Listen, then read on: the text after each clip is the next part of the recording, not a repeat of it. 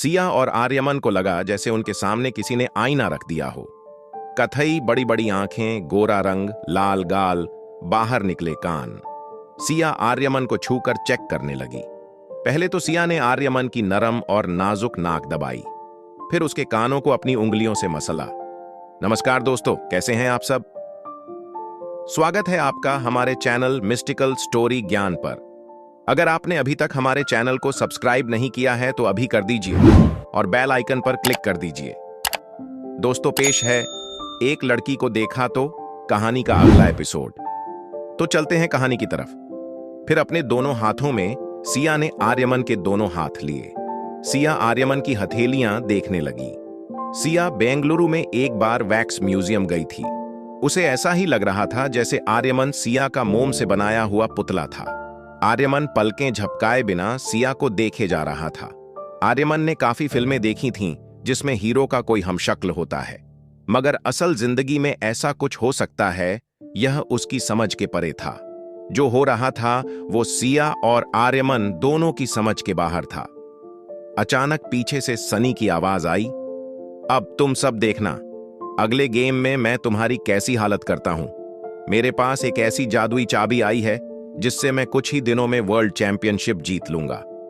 सनी की आवाज सुनते ही सिया ने आर्यन का एक हाथ पकड़ा और उसे कॉरिडोर से होते हुए सीढ़ियों पर ले गई। 24वें फ्लोर की सीढ़ियों को अक्सर कोई इस्तेमाल नहीं करता था। सिया नहीं चाहती थी कि कोई उन दोनों को एक साथ देखे, क्योंकि सबसे पहले सिया खुद जानना चाहती थी कि आर्यमन कौन है और यह कैसे हो सकता है कि उन दोनों की शक्ल एक जैसी हो। दोनों बच्चे एक दूसरे का हाथ पकड़े सीढ़ियों पर बैठ गए। कम से कम 5 मिनट तक दोनों बिना कुछ बोले एक दूसरे को देखते रहे। होटल लॉबी में बज रहा म्यूजिक दोनों बच्चों के कानों पर पड़ रहा था, मगर दोनों की आंखों में सिर्फ एक ही सवाल था, यह कैसे हो सकता है? सिया ने चुप्पी तोड़ी और धीरे से आर्यमन को पूछा, क्या तुम मेरे क्लोन हो?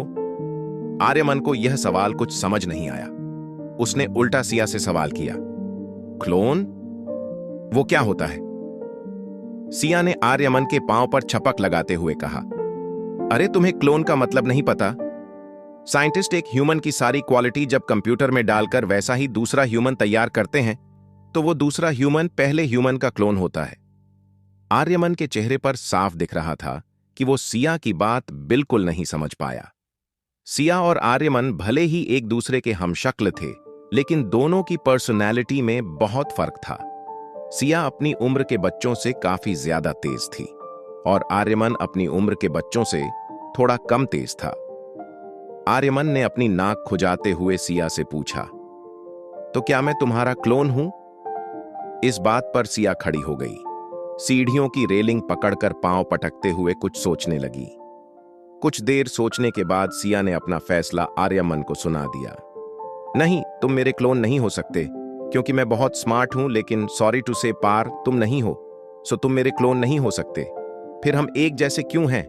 अभी दोनों बच्चे सोच ही रहे थे, तभी स्टेयर केस पर किसी के आने की आवाज आई। सिया ने आर्यमन का हाथ पकड़ा और उसे ऊपर टेरेस की ओर ले गई। मनिका हॉस्पिटल से टैक्सी में वापस आ रही थी।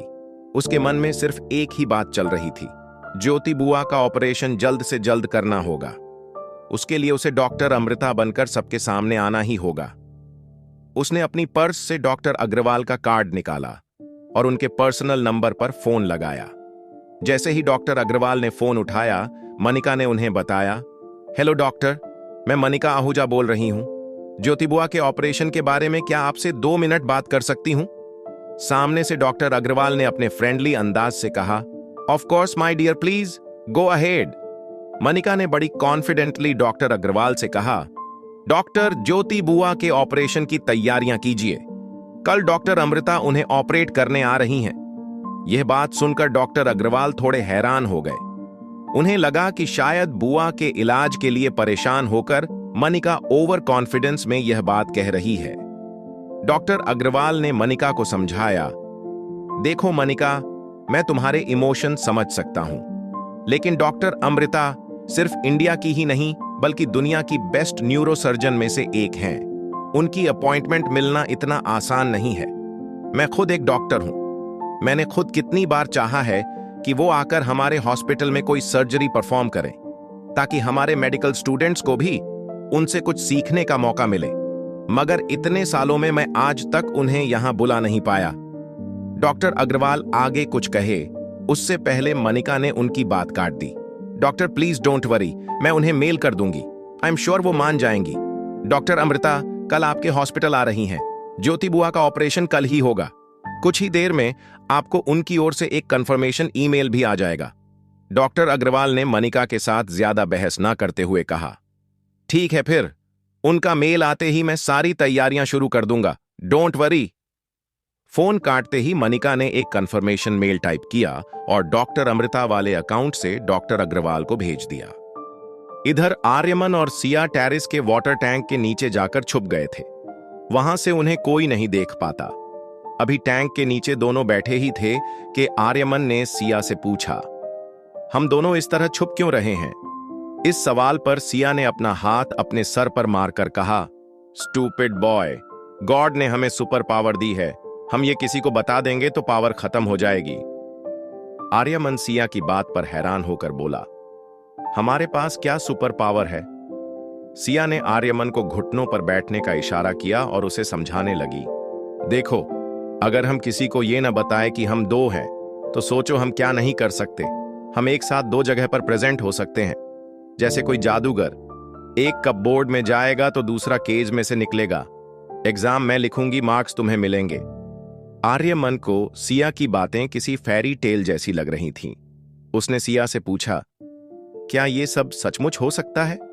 सिया ने आर्यमन की पीठ थपथपाकर कहा, हां, ये सब कुछ हो सकता है, अगर तुम वो करो जो मैं कहती हूं। तो बोलो, क्या तुम मेरा साथ दोगे? आर्यमन सिया की बातों से इतना इंप्रेस हो गया था कि उसने तुरंत सिया के हाथ में अपना हाथ दे दिया। सिया ने दूसरे हाथ से आर्यमन को हाई फाई देकर कहा, अब हम एक टीम हैं। ये बात सुनकर आर्यमन के चेहरे की स्माइल थोड़ी कम हो गई। आर्यमन ने धीमी आवाज में पूछा, क्या हम दोस्त बन सकते हैं? सिया ने मुस्कुराकर आर्यमन से कहा, हां बिल्कुल, हम दोस्त हैं। तभी सिया को इस बात का एहसास हुआ कि वो अपने नए दोस्त से काफी वक्त से बातें कर रही थी, मगर उसे उसका नाम तक नहीं पता। सिया ने अपना हाथ आगे बढ़ाते हुए आर्यमन से कहा, हेलो, मेरा नाम सिया है, तुम्हारा नाम क्या है? आर्यमन ने हाथ मिलाते हुए कहा, मेरा नाम आर्यमन है, आर्यमन मखीजा। सिया को अचानक कुछ याद आया। उसने आर्यमन से पूछा, क्या तुम वही हो जिससे उस दिन मेरी इंटरकॉम पर बात हुई थी? आर्यमन ने कहा, हां। सिया ने नाराज होकर आर्यमन से पूछा, फिर तुम पिज्जा खाने क्यों नहीं आए? आर्यमन ने कहा, मैं आ रहा था, मगर रास्ते में पहली बार मुझे मेरी मॉम मिली, तो मैं उनके साथ पिज्जा खाने चला गया। ये बात सुनकर सिया स्प्रिंग की तरह उछल पड़ी। उसने खड़े होने की कोशिश की, मगर वाटर टैंक सर पर लगी और वो फिर से बैठकर बोली, क्या बात कर रहे हो? उस दिन में भी अपने डैड से पहली बार मिली। जैसे ही सिया ने यह कहा, दोनों बच्चे सारी बात समझ गए। सिया अपनी उंगली सिर पर थपथपाने लगी, फिर किसी बड़े जासूस की तरह बोली, इसका मतलब उस दिन तुम्हारे पापा मुझे आर्यमन समझ रहे थे और मेरी मम्मी तुम्हें सिया समझ रही थी। दोनों बच्चे मुंह पर हाथ रखकर हंसने लगे। हंसते हंसते आर्यमन ने कहा, इसका मतलब डैड सही कहते थे, मेरी कोई मायम नहीं है। आर्यमन के मुंह से यह बात निकलते ही दोनों बच्चे शांत हो गए। आर्यमन ने अपना चेहरा अपने घुटनों पर रखकर सिया से रिक्वेस्ट की, क्या मैं आज रात सिया बनकर तुम्हारी मॉम के साथ रुक सकता हूं? मुझे मेरी मां की बहुत याद आ रही है। कुछ ऐसी ही सिचुएशन सिया की भी थी। सिया अपने डैड को मिस करती थी। आर्यमन का आइडिया सिया को बहुत पसंद आया। आर्यमन और सिया घुटनों पर रेंगते हुए वाटर टैंक से बाहर आए। फिर सिया ने चारों ओर देखकर चेक कर लिया, कहीं कोई उन्हें देख तो नहीं रहा। फिर आर्यमन के कंधे पर हाथ रखकर सीढ़ियों की ओर जाते हुए बोली, ठीक है, आज रात तुम सिया बनकर मम्मा के साथ रहो और मैं आर्यमन बनकर तुम्हारे डैड के साथ रहूंगी।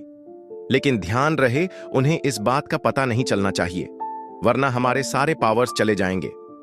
दोनों बड़े ही ध्यान से बिना आवाज किए सीढ़ियां उतरकर फिर से अपने स्वीट की ओर बढ़ने लगे।